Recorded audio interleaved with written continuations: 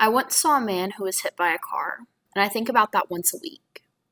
I was riding home on 321 and he was walking to somewhere. My dad whipped the car sideways into the turning lane and made me call 911 while he got out of the car and locked me in. That car was an opera box, and that phone call lasted right up until the 11 o'clock number. I don't suppose I'll ever know that man's name. I will never know where he was going. When he landed, his body was contorted so that I never saw his face.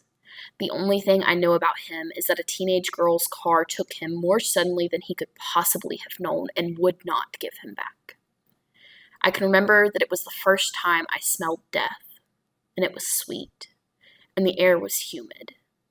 I can remember that girl sitting in that little silver sedan, crying and staring at him. I think about this once a week. I think about how I went home and he went to the morgue. I think about how my dad didn't want me to see and no one knew who his family was. I think about how I am here and he is not.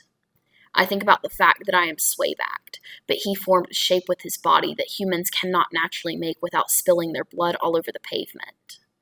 I think about how no one cried, aside from that teenage girl. I think about how I went home and ate a grilled cheese and he was dead. Did you know that sometimes when people get hit, their shoes fly off? I think about this once a week.